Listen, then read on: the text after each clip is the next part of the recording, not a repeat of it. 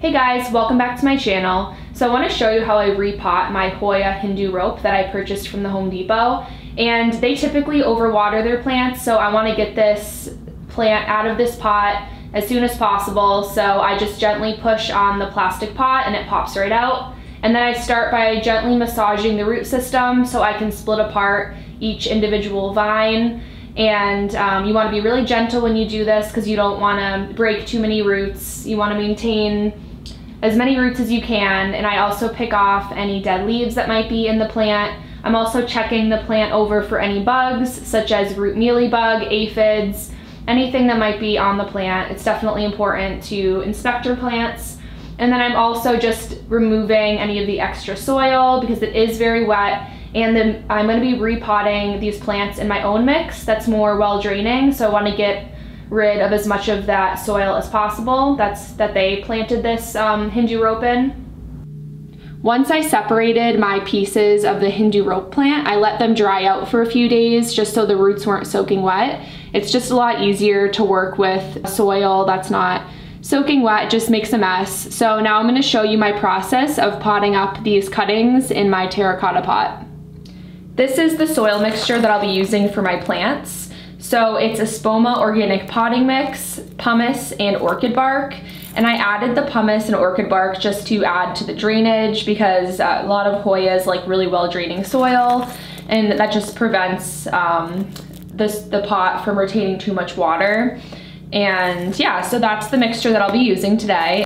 I'm gonna be planting all of my Hindu rope pieces in terracotta, and I really like using terracotta for Hoya because this type of pottery is very porous, so it allows the soil to dry out faster, and that's really important for Hoya because you don't want it to retain too much water. But of course it does depend. If you get into the more rare types of Hoya, some of them like a little more moisture, so it just really depends on the type that you have. And I always make sure that my pots have a drainage hole, and that's very important so that you don't get water stuck at the bottom, and then that would give your plant root rot potentially. So I always have a drainage hole, it's very important. I'm also going to add this mesh right over top of the hole just to prevent any soil from escaping when I water the plant.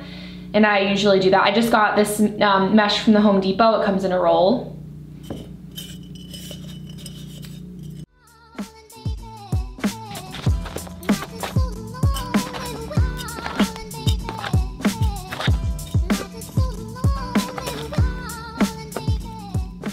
Now I can start adding my pieces of the Hindu rope to this pot.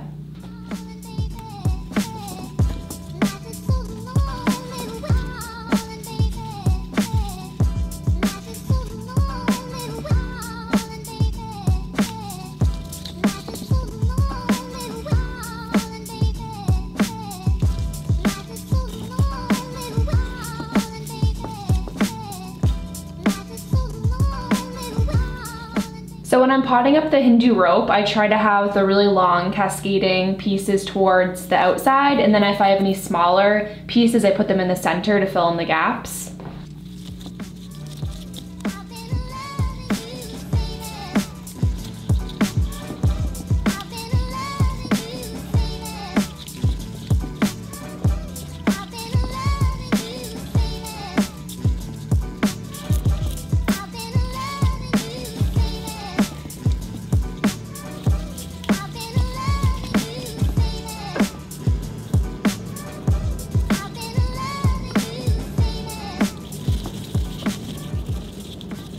So here's what the plant looks like when I'm finished potting it. And a lot of the vines are covered in dirt, and I'm gonna take it in the shower in a few days and just give it a good rinse. I'm not gonna do it right now because I did have to spend a few days allowing the roots to dry out. They were really wet from the Home Depot. They definitely overwater their plants, and the mix that they were in was not well draining enough, but it looks absolutely stunning in this pot. I'm really happy with it.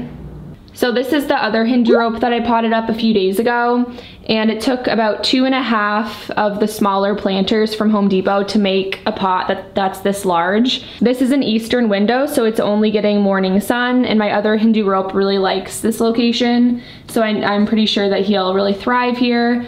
and I'm really hoping it will bloom for me, considering it has really long vines, and I've had a lot of luck with the Hindu rope blooming on the larger vines.